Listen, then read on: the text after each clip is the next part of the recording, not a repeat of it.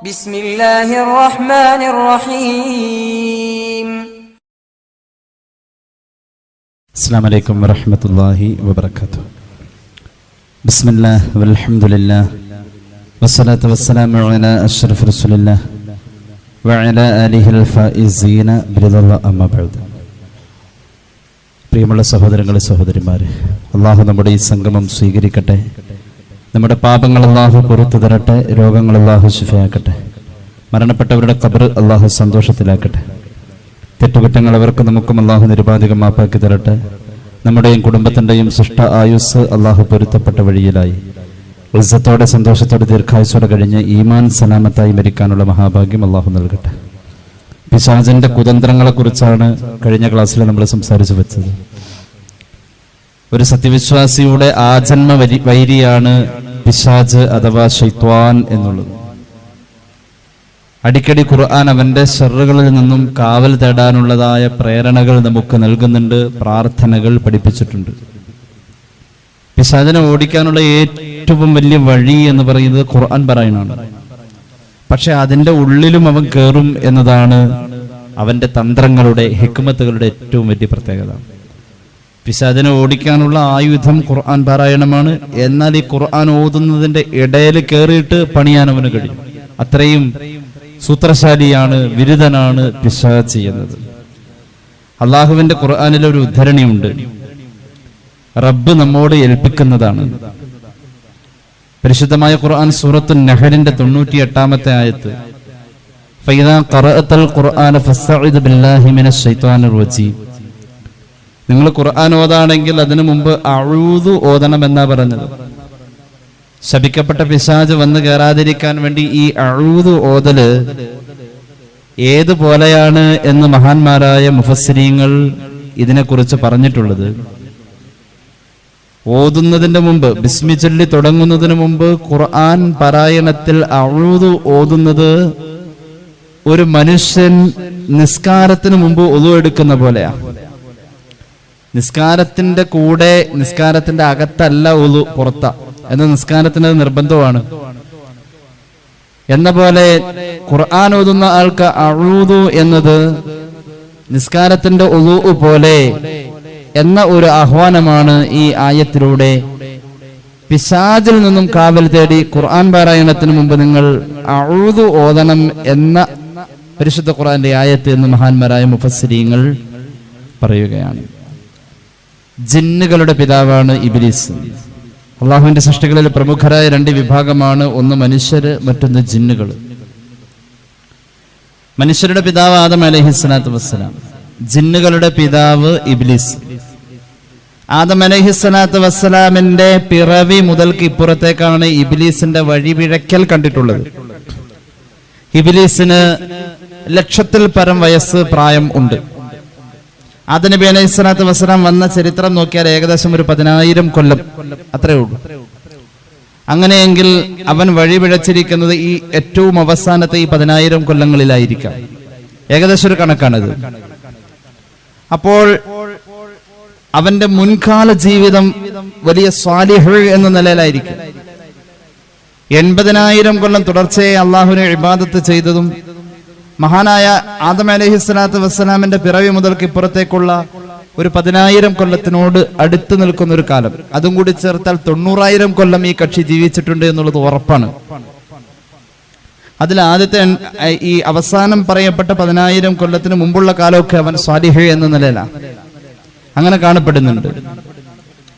ഇബ്ലീസ് വഴി പിഴച്ചത് മുതൽക്ക് ആ മാർഗത്തെ അവലംബിക്കുന്ന ഇബ്ലീസിന്റെ മക്കൾക്കാണ് ശൈത്വാൻ എന്ന് പറയുന്നത്. ഇബ്ലീസ് വഴി പിഴയ്ക്കുന്നതിന് മുമ്പുണ്ടായിരുന്ന സ്വലാഹിയത്തിന്റെ അവസ്ഥയെ, നല്ല അവസ്ഥയെ പിന്തുടരുന്ന മക്കൾക്കാണ് ജിന്നുകൾ എന്ന് പറയുന്നത്. അടിസ്ഥാനപരമായി ജിന്നും ശൈത്താനും ഒന്ന് തന്നെയാണ്. ജിന്ന് വർഗത്തിലെ സ്വാലിഹീങ്ങൾക്ക് ജിന്നെന്നും പറയും, നിഷേധികൾക്ക് ശൈത്വാൻ എന്നും പറയും. അവരുടെ അടിസ്ഥാനമായ, അവരുടെ പിതൃത്വമായ ഇബ്ലീസ് ഈ ചീത്ത വർഗത്തിന്റെ കൂടെയാണ് ഇപ്പോൾ ഉള്ളത്. അള്ളാഹു അവരുടെ ശല്യങ്ങളിൽ നിന്നും കാത്തു രക്ഷിക്കട്ടെ. ഖുർആനിൽ ഒരു ആയത്തുണ്ട്, വമാ ഖലഖതുൽ ജിന്ന വൽ ഇൻസ ഇല്ലാ ലിയഅ്ബുദൂൻ. ജിന്നുകളെയും മനുഷ്യരെയും അള്ളാഹു പടച്ചത് ഇബാദത്ത് ചെയ്യാൻ വേണ്ടിയാണ്. നമ്മെ പോലെ തന്നെ 5 വഖത്ത് നിസ്കാരം അവർക്കുണ്ട്. ലാ ഇലാഹ ഇല്ലല്ലാഹ് മുഹമ്മദ് റസൂലുള്ളാഹി എന്നതിൽ റസൂൽ പദവി, ഹബീബായ നബി തങ്ങളുടെ റസൂൽ പദവി, നബി പദവി സല്ലല്ലാഹു അലൈഹി വസല്ലം ജിന്നുകൾക്കും കൂടിയിട്ടുള്ളതാ, മനുഷ്യർക്ക് മാത്രമല്ലത്.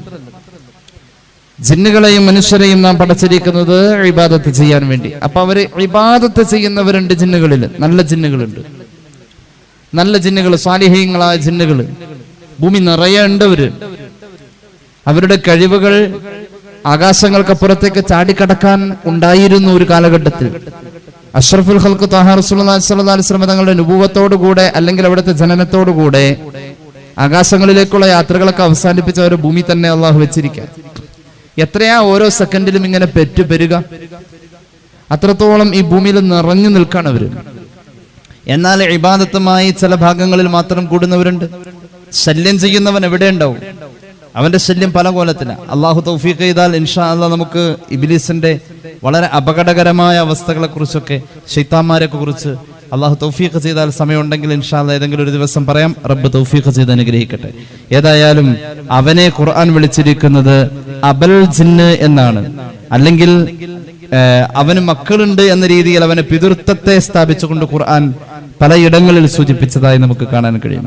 അഫതത്തഖിദൂനഹു വദുരിയതഹു ഔലിയാഅ മിൻ ദൂനി എന്നാണ്.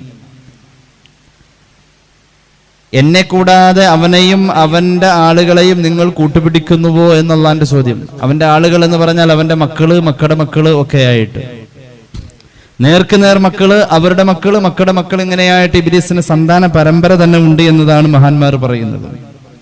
അത്രത്തോളം ഇബ്ലീസിന്റെ വ്യാപകമായ ശർറുകൾ, എപ്പോ വേണമെങ്കിലും ഒരു മനുഷ്യൻ പ്രതീക്ഷിക്കേണ്ട ശർറുകൾ. അവൻ ഈ പാപം ചെയ്യുന്നതിന് മുമ്പ് മലക്കുകളുടെ കൂടെ തന്നെയായിരുന്നു. മലക്കുകൾ ചെയ്യുന്ന എല്ലാ അമലും ഇബ്ലീസ് ചെയ്യുമായിരുന്നു. മലക്കുകളെ പോലെ തന്നെ ഇബാദത്തിൽ വ്യാപൃതനായിരുന്നു. വളരെ വിശാലമായ ചർച്ചകളും മുഫസ്സിരീങ്ങളുടെ അഭിപ്രായങ്ങളും ഇബ്നു കസീർ മറ്റുമൊക്കെ രേഖപ്പെടുത്തുന്നുണ്ട്. ഇൽമിന്റെ കാര്യത്തിൽ മലക്കുകളുടെ അധ്യാപകനാണ്.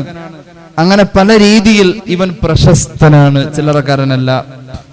ഇബ്ലീസ് എന്ന വാക്ക് അബലസ യുബ്ലിസു ഇബ്ലാസ്, ഇബ്ലീസ്, ഈ രീതിയിലാണ് അതിന്റെ ക്രിയാധാതു കാണപ്പെടുന്നത്. നിരാശൻ എന്നാണ് ആ പേരിനർത്ഥം. പല പേരുകളും ഉണ്ടാവും ഒരാൾക്ക്, പക്ഷെ ചിലര് ചില പേരിലാ പ്രശസ്തരാവാം. നമ്മുടെ നാട്ടിലും ഉണ്ടാവൂല അങ്ങനെ. വാപ്പായും ഉമ്മായിട്ട പേരൊന്ന്, സ്കൂളിലെ സർട്ടിഫിക്കറ്റിൽ വേറൊരു പേര്, പിന്നെ ആധാർ കാർഡിൽ വേറൊരു പേര്, എന്നാൽ നാട്ടുകാർ വിളിക്കണ വേറൊരു പേരായിരിക്കും. അങ്ങനെ ഉണ്ടാവും. ചില ആൾക്കാർക്ക് ഒരു ഓമനപ്പേര് ഇങ്ങനെ വരും. ഇബ്ലീസിന് കുറെ പേരുകളുണ്ട്. അതിൽ ഇബ്ലീസ് എന്ന പേരിൽ അവൻ പ്രശസ്തനായത് കുറച്ചു നാളായിട്ടാണ്. അവനെ സംബന്ധിച്ചിടത്തോളം അവന് ലൗഹുൽ മഹ്ഫൂദിൽ അള്ളാഹു നേരത്തെ നിശ്ചയിച്ചു വെച്ചിരിക്കുന്ന പേര് ഇബ്ലീസ് എന്നാണ്. ഇബ്ലീസ് എന്ന പേരാ. സൂറത്തുൽ ബഖറയുടെ വ്യാഖ്യാനം സാവി രേഖപ്പെടുത്തുന്നതായി കാണാം. പരിശുദ്ധമായ കഅബക്ക് തവാഫ് ചെയ്തത് 14,000 കൊല്ലം. അള്ളാഹുവിനെ ഇബാദത്ത് ചെയ്തുകൊണ്ടേയിരുന്നു 80,000 കൊല്ലം. മഹാനായ കഅബുൽ അഹ്ബർ റളിയല്ലാഹു അൻഹു പറയുന്നുണ്ട്, സ്വർഗത്തിന്റെ കാവൽക്കാരനായിരുന്നു 40,000 കൊല്ലം. അതുപോലെ തന്നെ മഹാന്മാരായ മലക്കുകളുടെ കൂട്ടത്തിലെ പ്രത്യേക വിഭാഗത്തിന്റെ നേതൃത്വത്തിൽ പോലും ഒരു ജിന്നിന്റെ വർഗത്തിൽപ്പെട്ട ഇബ്ലീസിനെ അള്ളാഹു ഏൽപ്പിച്ചിരുന്നു.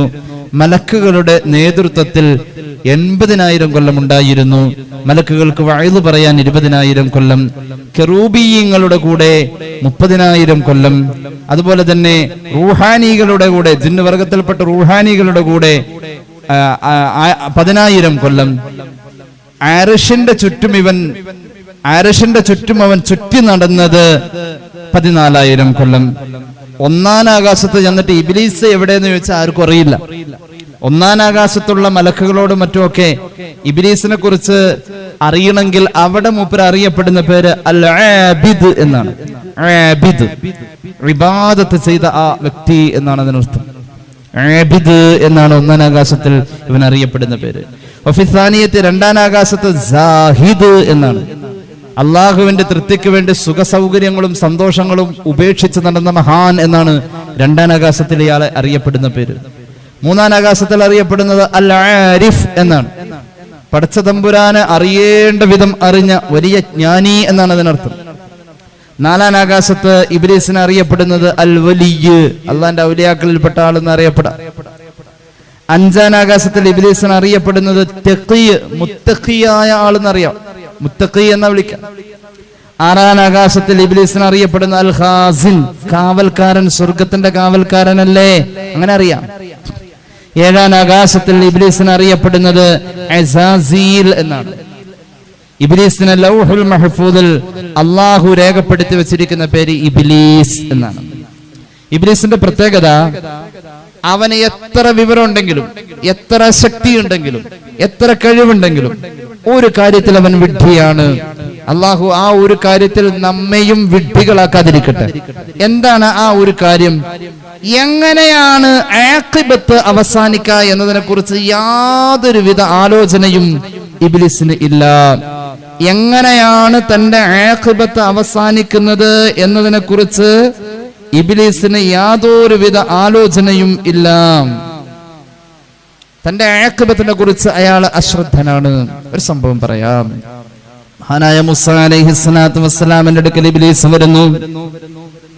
എന്നിട്ട് മൂസാ അലൈഹിസ്സലാത്തു വസ്സലാമിനോട് ഇബ്ലീസ് പറയുന്നുണ്ട്, അൻതല്ലദി ഇസ്തഫാകല്ലാഹു ബിരിസാലതിഹി വകല്ലമക തക്ലീമ. അങ്ങ് ആരാണെന്ന് എനിക്കറിയാം. അല്ലാഹു റിസാലത്ത് പദവി കൊണ്ട് തെരഞ്ഞെടുത്ത മഹാനായ പ്രവാചകനല്ലേ അങ്ങ്. മൂസാ നബിയുടെ മുന്നിൽ ഇബ്ലീസ് പറയാണ്, അല്ലാഹു അങ്ങയോട് സംസാരിച്ചതല്ല നബിയേ. ഞാൻ ആരാണെന്നറിയുമോ? ഞാൻ അല്ലാഹുവിന്റെ അടിമ തന്നെയാണ്. അറത്തു അൻ അതൂബ ഇലാ റബ്ബിക. മൂസാ നബിയേ, അങ്ങയുടെ മഹാനായ തമ്പുരാനിലേക്ക്, റബ്ബിലേക്ക് തൗബ ചെയ്യാനുള്ള മോഹം എനിക്കുണ്ട്. അതിന് അങ്ങ് എന്നെ ഒന്ന് സഹായിക്കണേ, എന്റെ കൂടെ കൂടണേ. ഇബ്ലീസ് വന്നുകൊണ്ട് മൂസാ നബിയോട് പറയാണ്, അഹ്മദ് സമർഖന്ദി രേഖപ്പെടുത്തുന്നു, അള്ളാഹുവിന്റെ മഹാനായ പ്രവാചകൻ മൂസാ നബിയുടെ മുന്നിൽ വന്നിട്ട് പറയുന്നു, അള്ളാഹുവിന്റെ അടിമകളിലെ എളിയവനാണ് ഞാൻ. മൂസാ നബിയെ, അബദ്ധം പറ്റിയിട്ടുണ്ട് പലപ്പോഴും. എനിക്ക് അള്ളാഹുവിലേക്ക് തൗബ ചെയ്യണം, അങ്ങ് സഹായിക്കണേ. അതിന് ഞാൻ എന്ത് വേണം? മൂസാ നബി അലൈഹിസ്സലാം ചോദിച്ചു, മൂസാ നബിയെ, ഫസ്അലുഹു ലിയതൂബ അലയ്യ. ഞാൻ എങ്ങനെയാണ് അള്ളാന്റെ മുന്നിൽ സ്വീകാര്യോഗ്യമായ ഒരു തൗബ ചെയ്യാ? അതിനുള്ള വഴികളെ കുറിച്ച് അങ്ങ് അള്ളാഹുവോട് ചോദിക്കണേ. വല്ലാതെ സന്തോഷിക്കൂലോ. ഇബ്ലീസ് നന്നാവാൻ വേണ്ടി വന്നിരിക്കുന്നു. എവിടെ അങ്ങനെയുണ്ടല്ലോ, വീരപ്പനെ വെടിവെച്ച് കൊന്ന പോലീസുകാരുടെ ഇടയില് ഒരു പക്ഷെ ഒരു ആദരവ് കിട്ടുമെന്ന് അല്ല, അങ്ങനെ ഉണ്ടല്ലോ. ആ വലിയ പിടികിട്ടാ പുള്ളിയെ ഞാൻ പിടിച്ചു എന്ന് പറയുന്ന പോലെ ഇബ്ലീസ് നന്നാവണമെന്ന ആഗ്രഹത്തോടെ മൂസാ നബിയുടെ മുന്നിൽ വന്നു. മൂസാ അലൈഹിസ്സലാം വേഗം പോയി വുളൂ ചെയ്തുകൊണ്ട് 2 റക്അത്ത് നിസ്കരിച്ചു. എന്നിട്ട് അല്ലാഹുവോട് ദുആ ചെയ്യാൻ തുടങ്ങി. യാ റബ്ബി ഇന്ന ഇബ്ലീസ ഖൽഖും മിൻ ഖൽഖിക യസ്അലുക തൗബ ഫതുബ് അലൈഹി. മൂസാ നബി 2 റക്അത്ത് നിസ്കരിച്ചിട്ട് അല്ലാഹുവോട് ദുആ ചെയ്യാണ്, പടച്ചോനെ, ഇബ്ലീസ് നിന്റെ അടിമകളിൽപ്പെട്ട അടിമയാണല്ലോ, നിന്റെ സൃഷ്ടിയാണല്ലോ. അയാൾക്ക് ഇപ്പോൾ നിന്നോട് തൗബ ചെയ്യാൻ മോഹമുണ്ട്. അല്ലാഹ്, അവന്റെ തൗബ നീ സ്വീകരിക്കണമെന്ന് സയ്യിദുനാ മൂസാ അലൈഹിസ്സലാം. അങ്ങനെ മൂസാ നബി ദ്വാരന്നിട്ടോ. മൂസാ നബി അല്ലാഹുവോട് ദുആ ചെയ്തു. അപ്പോൾ മഹാനായ മൂസാ അലൈഹിസ്സലാത്തു വസ്സലാമിനോട് പറയപ്പെടുകയാണ്, ആരോ ഒരു തോന്നിക്കൽ പോലെ, ഒരു അശരീരി പോലെ, അയാളെങ്ങാനും തൗബ ചെയ്യുകയുമില്ല, അയാൾ തൗബ ചെയ്യാൻ സ്വീകരിക്കാനും വകുപ്പില്ല. അങ്ങനെ ആരോ പറയുന്ന പോലെ, ഒരു തോന്നല് പോലെ ദ്വാരന്നോണ്ടിരിക്കുമ്പോ തന്നെ അങ്ങനെ മനസ്സിലേക്ക് വരുന്നുണ്ട്. മൂസാ അലൈഹിസ്സലാത്തു വസ്സലാം വീണ്ടും അല്ലാഹുവോട് ചോദിച്ചു, യാ റബ്ബി ഇന്നഹു യസ്അലുക തൗബ. പടച്ച റബ്ബേ, സീരിയസ് ആയ കാര്യമായിട്ട് തന്നെയാ ചോദിക്കുന്നത്. ഇബ്ലീസ് നിന്നോട് തൗബ ചെയ്യാൻ മോഹിക്കുന്നുണ്ട്. അല്ലാഹ്, അവന്റെ തൗബയെ നീ സ്വീകരിച്ചാലും തമ്പുരാനെ സയ്യിദുനാ മൂസാ അലൈഹിസ്സലാം. അല്ലാഹു മൂസാ നബിക്ക് തോന്നിച്ചു കൊടുക്കാണ്, അയാളട്ടെ തൗബയും ചെയ്യൂല, ചെയ്താലട്ടെ സ്വീകരിക്കാനും സാധ്യതയില്ല. അങ്ങനത്തെ ഒരു നെഗറ്റീവായിട്ടുള്ള ഫീലിംഗ് മൂസാ നബിക്കുണ്ട്. എന്നാൽ കേട്ടോളൂ, മൂസാ നബിയുടെ ദുആ വീണ്ടും ആവർത്തിച്ചു. ഫഔഹല്ലാഹു തആല ഇന്നി ഇസ്തജബതു ലക യാ മൂസാ. മൂസാ നബിയെ, അങ്ങ് ദുആ ചെയ്തത് ഞാൻ സ്വീകരിച്ചിരിക്കുന്നു. ഇബ്ലീസ് എങ്ങാനും തൗബ ചെയ്താൽ അവന്റെ തൗബയെ അള്ളാഹു സ്വീകരിക്കുമെന്ന സന്തോഷം മൂസ നബിയോട് അള്ളാഹു അറിയിക്കുകയാണ്. അതുകൊണ്ട് ചെയ്യേണ്ട തൗബ എങ്ങനെയാവണമെന്നറിയുമോ? ഇബ്ലീസിന്റെ തൗബ എങ്ങനെയാ ചെയ്യേണ്ടതെന്നറിയോ? ഇബ്ലീസിനെ വിളിച്ചിട്ട് അങ്ങ് കൽപ്പിക്കണം. ഇബ്ലീസ് തൗബ ചെയ്യേണ്ട വിധം എങ്ങനെയെന്ന് ചോദിച്ചു പഠിച്ച് അതുപോലെ തൗബ ചെയ്യാൻ മൂസ നബിയുടെ സഹായത്തോടെ അള്ളാഹുവിൽ നിന്ന് മനസ്സിലാക്കിയിട്ട് തൗബ ചെയ്യാൻ വേണ്ടി വന്നിരിക്കുക. അള്ളാഹു അത് ഏറ്റു. തൗബ ഞാൻ സ്വീകരിക്കാൻ തയ്യാറാവണം തൗബ ചെയ്യാൻ. അങ്ങനെയുണ്ട് ചില പിള്ളേര് വിശക്കാത്ത നേരത്ത് ചോറ് കഴിക്കും. അപ്പൊ ഉമ്മാക്കറിയാം ഇത് തിന്നാൻ വേണ്ടിയിട്ടല്ല എന്നുള്ളത്. അങ്ങനെ ഉണ്ടല്ലോ. പഠിച്ചവനറിയാ ഇത് നേരെ ഇവനുള്ളതല്ലത്. അവനോട് കൽപ്പിക്ക് നബിയെ. എന്താ കൽപ്പിക്കേണ്ടത്? ആദം നബിയുടെ ഖബറിന്റെ സമീപം പോയി അന്ന് അവൻ ചെയ്യാതെ പോയ സുജൂദ് ഇന്ന് ചെയ്താൽ മതി. അതങ്ങ് പറഞ്ഞേക്ക് നബിയെ. അത് ചെയ്യ വഴി അവന്റെ തൗബ ഞാൻ സ്വീകരിച്ചോളാം. അന്ന് ചെയ്യാതെ പോയ ആ സുജൂദ് ഉണ്ടല്ലോ, ഇന്ന് പോയി ചെയ്താലും മതി, ഇപ്പൊ ചെയ്താലും മതി. ഇബ്ലീസ് നന്നാവാൻ അത് മതി. കുരുത്തക്കേട് മാറ്റണേ. മഹാനായ ആദം അലൈഹിസ്സലാം അല്ലാഹു ആദരിച്ച പ്രവാചകർ, മഹാന്മാരായ അംബിയ, മഹാന്മാരായ അല്ലാഹുവിന്റെ മലക്കുകളുടെ ഉസ്താദ്, വലിയ ആലിം. ആ മഹാന്റെ ഖബറുകൾ പോയി അന്ന് ചെയ്യാതെ പോയ ആദരവിന്റെ സുജൂദ് ഇന്ന് ചെയ്താൽ മതി. ഞാൻ തൗബ സ്വീകരിക്കാം എന്നങ്ങ് പറഞ്ഞേക്ക് മൂസ നബിയെ. മൂസ അലൈഹിസ്സലാം ഇബ്ലീസിനെ മാറ്റി നിർത്തിയിട്ടാ നിസ്കരിക്കാൻ പോയത്. മൂസ നബി ഇബ്ലീസിനെ മാറ്റി നിർത്തിയിട്ടാ അല്ലാഹുവോട് ദുആ ചെയ്തത്. ഇബ്ലീസ് മാറി നിൽക്കുന്ന ഇടത്തിലേക്ക് നിസ്കാരവും ദുആയും കഴിഞ്ഞ് ഈ വിവരം പറയാൻ വേണ്ടി മൂസ നബി വന്നു. സന്തോഷത്തോടുകൂടെ വന്നു. ഫറജഅ മൂസ മസ്റൂറാ. സന്തോഷത്തോടുകൂടെ വന്നു. ഫഅഖ്ബറഹു ബിദാലിക. ഇബ്ലീസിന്റെ മുന്നിൽ മൂസ നബി ഇതങ്ങ് തുറന്നു പറഞ്ഞു. ഇബ്ലീസ് ഒരൽപ്പം പുറകോട്ട് മാറി. എന്നിട്ട് ദേഷ്യപ്പെട്ടു. അടുത്തുനിന്ന് ദേഷ്യപ്പെട്ട വിവരം അറിയത് ആരാള്? മൂസ നബിയാ.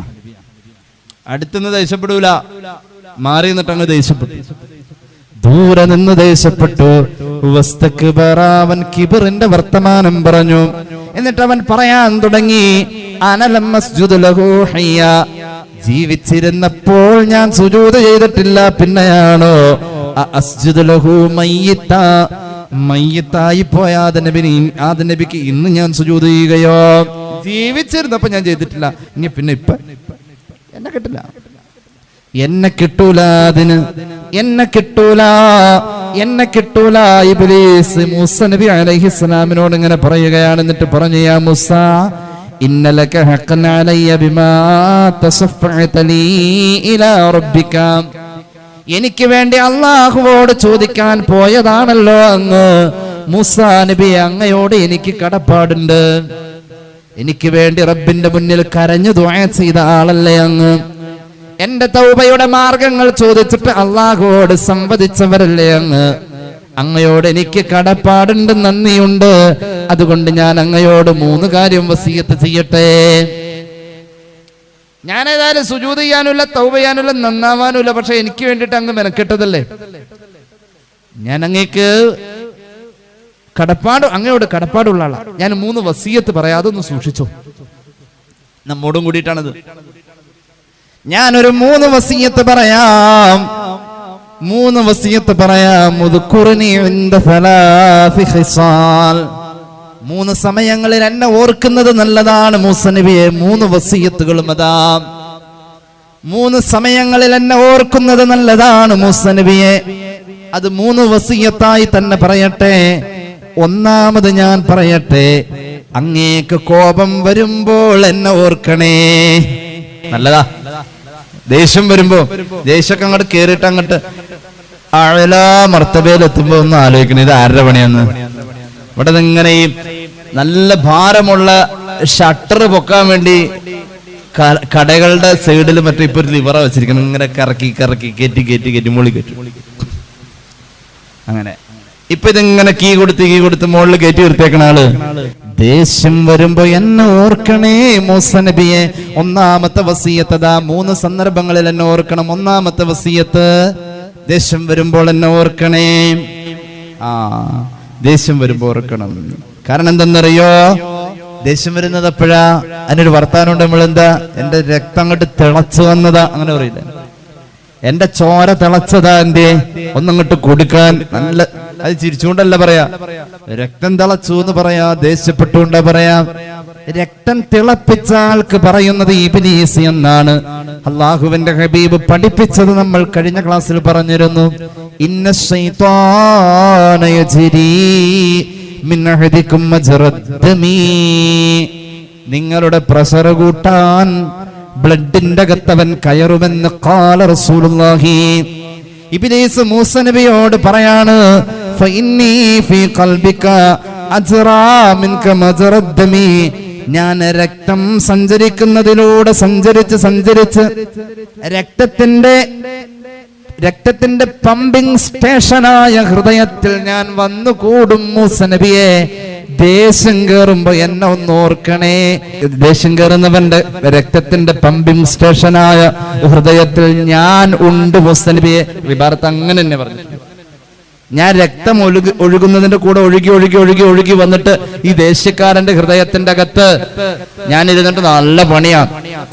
ഒന്നാമത്തെ വസിയത്ത്, ദേഷ്യം വരുമ്പോൾ എന്നെ മറക്കല്ലേ.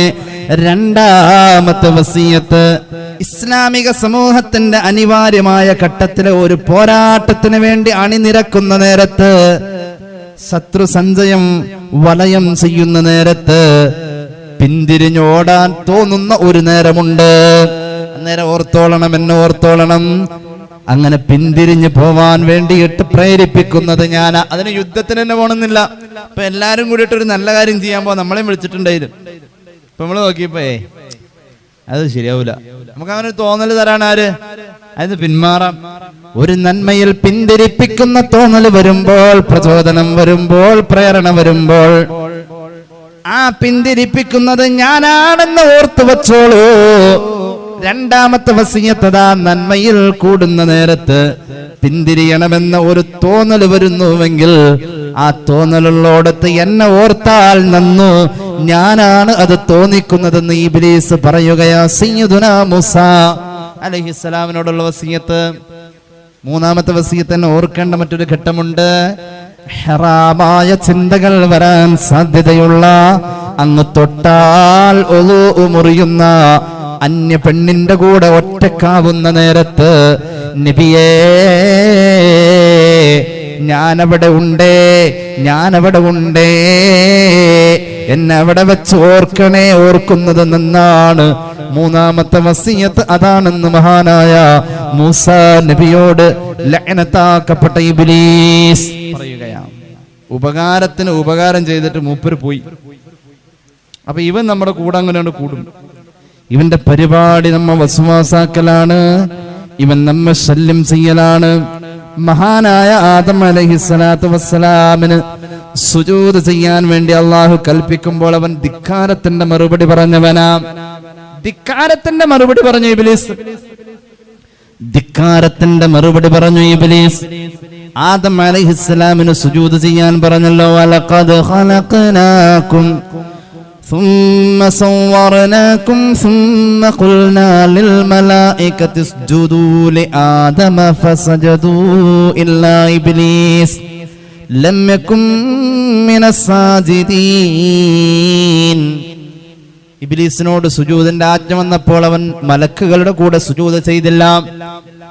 قال ما منعك ألا تسجد إذ أمرتك. ഞാൻ നിന്നോട് സുജൂദ് ചെയ്യാൻ പറഞ്ഞപ്പോ, ഞാൻ നിന്നോട് സുജൂദിന് ആജ്ഞ തന്നപ്പോ നീ എന്തുകൊണ്ട് ചെയ്തില്ല? ഖാല ഇബ്ലീസ് അന്ന് പറഞ്ഞു, അന ഖൈറും മിൻ. എന്തുകൊണ്ടും ആദമിനേക്കാൾ ഉത്തമൻ ഞാൻ തന്നെയാണ്. കാരണമായി ഇബ്ലീസ് പറഞ്ഞതെന്തെന്നറിയുമോ? ഇബ്ലീസിന്റെ ജ്ഞാനത്തിൽ നിന്നും ഇബ്ലീസ് പറഞ്ഞു, ഖലഖതനീ മിൻ നാർ വഖലഖതഹു മിൻ തീൻ. മണ്ണിൽ നിന്നാണ് ആദമിനെ പടച്ചത്, എന്നെ പടച്ചത് തീയിൽ നിന്നാണ്. മണ്ണും തീയും വെച്ചു നോക്കുമ്പോൾ തീയാണ് നല്ലത്. അല്ലാ, എത്രയോ നല്ലതാ തീ. അതെന്താ അങ്ങനെ പറയാൻ കാരണം? അങ്ങനെ പറയാൻ കാരണമുണ്ട്. മനുഷ്യനെ അള്ളാഹു പടച്ചത് 4 സാധനങ്ങളെ കൂട്ടിക്കുഴച്ചിട്ടാണ്. 4 എണ്ണത്തിന്റെയും അളവ് ഓരോരുത്തരിലും വ്യത്യാസമുണ്ട്. ആ 4 സാധനങ്ങൾ: 1 വെള്ളം, 2 മണ്ണ്, 3 വായു, 4 തീ. 4-ൽ 1 തീയുള്ളൂ.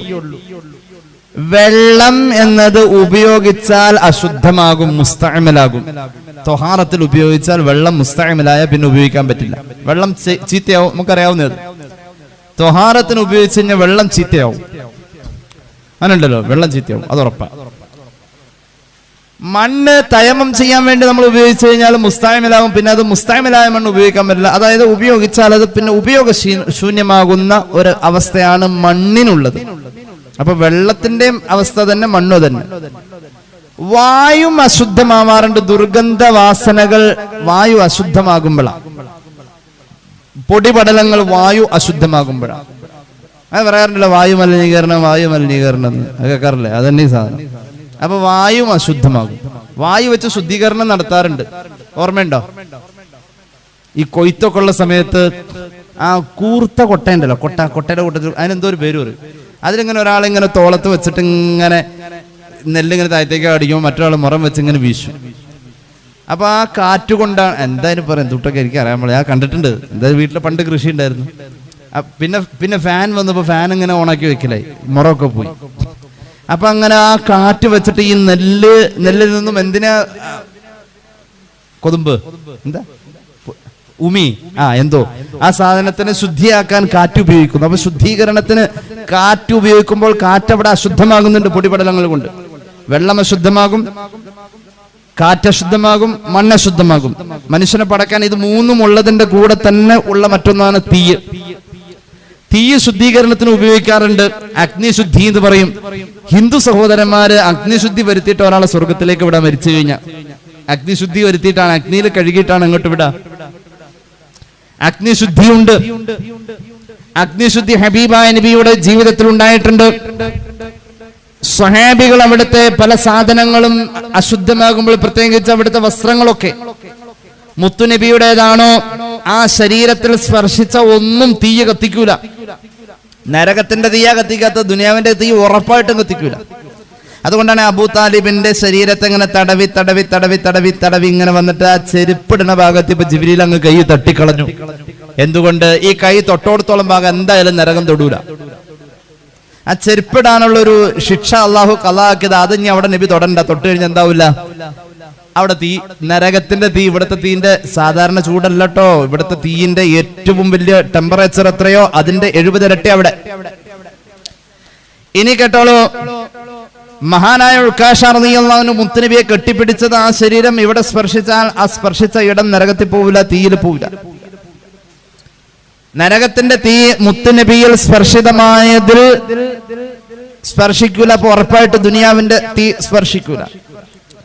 ഹാരിസ് റളിയല്ലാഹു അൻഹുവിന്റെ വീട്ടില് മഹാനായ അനസ് റളിയല്ലാഹു അൻഹു വിരുന്നിനെല്ലാണ്. വിരുന്നിന് ചെല്ലുമ്പോ വിരുന്നുകാരനെ സ്വീകരിക്കാൻ വേണ്ടി ഭക്ഷണം കൊടുത്തു, പഴം കൊടുത്തു, അവസാനം ഒരു പെർഫ്യൂം എന്ന രീതിയിൽ ഒന്ന് മണത്താൻ, ബറക്കത്തിന് വേണ്ടി. ഇപ്പൊ നമ്മുടെ വീട്ടിലാരെങ്കിലും വന്നിട്ടുണ്ടെങ്കിൽ നമ്മളെല്ലാം കൊടുക്കും. അവസാനം പോകാൻ നേരത്തെ ഞാൻ ഉംറക്ക് പോയത് ഇച്ചിരി സംസം വെള്ളം കൊണ്ടുവന്ന് അതും കൊടുക്കും. അങ്ങനെ ഉണ്ട്. നമ്മൾ എന്തെങ്കിലും ഒരു ഇഷ്ടപ്പെട്ട ആൾക്ക് എന്തെങ്കിലും കൊടുക്കൂല്ലോ. അങ്ങനെ ഹാരിസ് റളിയല്ലാഹു അൻഹുവിന്റെ വീട്ടിൽ വന്ന അനസ് റളിയല്ലാഹു അൻഹുവിനെ സന്തോഷിപ്പിക്കാൻ വേണ്ടി ഭക്ഷണമൊക്കെ കഴിഞ്ഞ് പോകാൻ നേരത്ത് ഒരു യുദ്ധത്തിൽ മുത്തുനബിയുടെ ശരീരത്തിൽ നിന്നും വസ്ത്രത്തിൽ നിന്നും താഴെ വീണ, യുദ്ധക്കളത്തിൽ വീണ ഒരു തൂവാല, ഒരു കർച്ചീഫും കൂടി മടക്കി വെച്ചിരിക്കുന്നു മഹാനായ ഹാരിസ് റളിയല്ലാഹു അൻഹു. മഹാനായ ചെറുശ്ശേരി ഉസ്താദ് ഇത് നേരെ പറയുന്നത് ഞാൻ കേട്ടതാണ് ഈ സംഭവം. അങ്ങനെ പെർഫ്യൂം മുത്തുനബിയുടെ ശരീരത്തിൽ സ്പർശിതമായതിനെല്ലാത്തിനും കസ്തൂരിയുടെ വാസന, സുഗന്ധം ഒരു പ്രത്യേക അനുഭൂതിയാണ്. ഹാരിസ് റളിയല്ലാഹു അൻഹു അനസ് റളിയല്ലാഹു അൻഹുവിന്റെ മുന്നിൽ ഇത് കാണിച്ചു.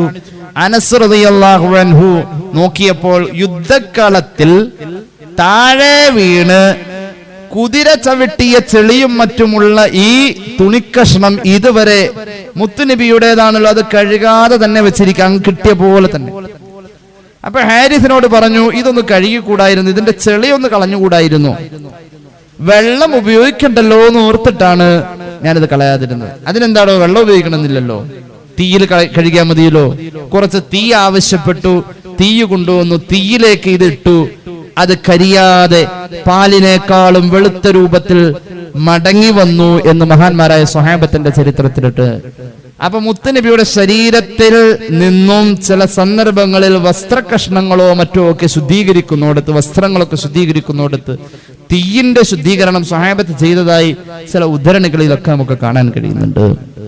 അതുകൊണ്ടാണ് അവിടുത്തെ ഷറഫാക്കപ്പെട്ട പൂമേനി സ്പർശിച്ച ഭാഗം നരകത്തിൽ പോവില്ല എന്ന് പറയുന്നത്. അള്ളാഹു തൗഫീഖ് നൽകട്ടെ. അത് സ്വപ്നത്തിലൂടെയാണെങ്കിലും ഒരു തലോടൽ ഉണ്ടായാൽ അത് മതി. അള്ളാഹു തൗഫീഖ് നൽകട്ടെ. അത് വലിയൊരു ഭാഗ്യ. അള്ളാഹു തൗഫീഖ് നൽകട്ടെ. ഇബ്ലീസ് പറഞ്ഞു, ഈ ശുദ്ധീകരണത്തിന് ശേഷം ചീത്തയാവാത്ത തീയ് അതാണ് ഞാൻ.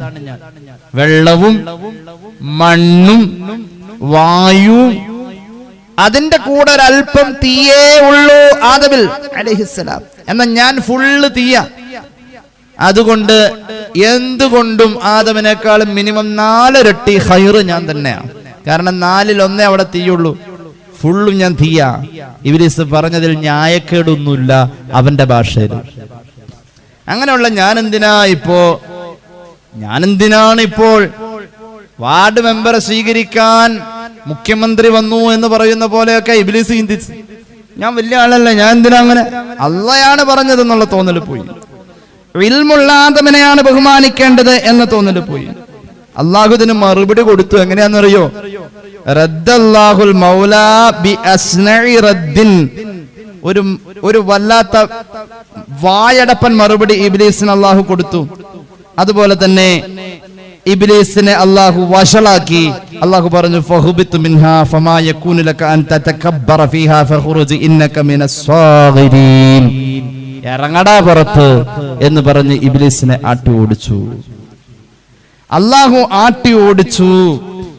ഇബ്ലീസിന്റെ തെളിവനുസരിച്ച് തീയാണ് തീയാണ് മനുഷ്യനെ പടക്കാൻ ഉപയോഗിച്ച മണ്ണിനേക്കാളും ഖൈറ് എന്നതാണ്. എന്നാൽ അല്ലാഹു മറ്റൊരു രീതിയിൽ അതിന്റെ പ്രായോഗിക മറുപടിയും കൊണ്ടുവന്നു. സൃഷ്ടികൾക്ക് ഏറ്റവും ഉപകാരം തീയിനേക്കാളും മണ്ണുകൊണ്ട് തന്നെയാ. അപ്പൊ ഖൈറ്, ഗുണം കൂടുതൽ മണ്ണിലാണ് എന്ന രീതിയിലേക്ക് ഭൂമിയെ അല്ലാഹു വ്യവസ്ഥയാക്കി. എങ്ങനെ? ഭൂമിക്ക് അല്ലാഹു റബ്ബുൽ ഇസ്സത്ത് രൂപം കൊടുത്തപ്പോൾ ഭൂമിയുടെ ഷേപ്പ് ചെയ്യാൻ മണ്ണ് വേണ്ടി വന്നു. മണ്ണുകൊണ്ടാണ് ഭൂമിയെ അല്ലാഹു തആല, ഭൂമിക്ക് എത്രയോ നാളുകൾക്ക് ശേഷമാണെന്നറിയോ മണ്ണ് വന്നത്. മണ്ണ് ഭൂമി പടച്ച അന്നില്ല. അൽ ഹാഫിദ് ഇബ്നുൽ ജൗസിയുടെ സാദുൽ മസീറിലുണ്ട്, ഭൂമി പടച്ച അന്ന് കഅബയുണ്ട്. ഭൂമി ഓൾറെഡി കഅബയോട് കൂടെ വന്നിട്ടുള്ളത്. പക്ഷെ അന്ന് മണ്ണില്ല. കഅബ വന്നിട്ട് പിന്നെ 2000 കൊല്ലങ്ങൾക്ക് ശേഷമാണ് കഅബ വന്നിട്ട് 2000 കൊല്ലം കഴിഞ്ഞിട്ടാ പിന്നെ ഭൂമിയിൽ മണ്ണ് വന്നതെന്ന് മുത്തുനബി സല്ലല്ലാഹു അലൈഹി വസല്ലം. അപ്പൊ മണ്ണ് പിന്നെ വന്നത് ഇബ്ലീസ് ഈ വാദങ്ങളും പ്രതിവാദങ്ങളും ഒക്കെ കഴിഞ്ഞ ശേഷം അവനെ തോപ്പിക്കണം. ഭൂമിയിൽ മണ്ണ് കൊടുത്തു. സൃഷ്ടികൾക്ക് അഖിലം ഉപകാരം തീയിനേക്കാളും മണ്ണ് എന്ന രീതിയിൽ ഇബ്ലീസ് നോക്കിയപ്പോൾ വളരെ മൃദുലം, ഭാരമില്ല. എത്ര കത്തുന്ന തീക്കാണെങ്കിലും ഭാരമില്ല. തീയിന്റെ അളവും തൂക്കവും ഹൈറ്റും വെയിറ്റും ഒക്കെ തീയിന്റെ പൊക്കവും വീതിയും വണ്ണവും ആളലും ഒക്കെ വെച്ച് നോക്കി അത്രയും വെള്ളം വെക്കുകയാണെങ്കിൽ ആ വെള്ളത്തിന് ഭാരം കൂടുതലായിരിക്കും. അത്രയും മണ്ണ് വെച്ച് ഫില്ല് ചെയ്യുകയാണെങ്കിൽ ഭാരം കൂടുതലായിരിക്കും. തീയിന് ഭാരമില്ല, വളരെ ലളിതം, മൃദുലം, കണ്ടാൽ വലിയ ചന്തം. അതൊക്കെയാണ് തീ ഖൈറാവാൻ എന്നത് അവൻ തീരുമാനിച്ചു. മണ്ണാവട്ടെ നല്ല ഭാരമുള്ളതും നല്ല തിക്നെസ് ഉള്ളതും നല്ല കട്ടിയുള്ളത്. തീ കട്ടിയില്ല. അല്ല, ഒരു മെഴുതിരി ഇങ്ങനെ കത്തിച്ചിട്ട് അതിന്റെ ഉള്ളിൽ കിടന്ന് ഇങ്ങനെ വേഗം വേഗം കൈ ഓടിക്കാൻ പറ്റും. തീന്ന് അപ്പുറത്തുനിന്ന് ഇപ്പുറത്തേക്ക് കിടക്കാൻ നല്ല സ്മൂത്താണ് തീ. ഇങ്ങനെയൊക്കെ ഉള്ള തെളിവുകളാണ് പറഞ്ഞത്. അള്ളാഹു സൃഷ്ടികൾക്ക് ഉപകാരം തീയിനേക്കാളും മണ്ണ് എന്ന രീതിയിൽ ഇബ്ലീസിന് മറുപടി കൊടുത്തു. അപ്പോ ഇബ്ലീസിന്റെ ചതികളും ഇബ്ലീസിന്റെ കെണികളും അവന്റെ ശരീരത്തിന്റെ ഘടനക്കനുസരിച്ച രീതിയിൽ അവൻ എളുപ്പമാകും വിധം അള്ളാഹു സൗകര്യം ചെയ്തു കൊടുത്തിട്ടുണ്ട്. അള്ളാഹു അവന്റെ കെണി വലയങ്ങളിൽ നിന്നും നമ്മെ കാത്ത് രക്ഷിക്കട്ടെ.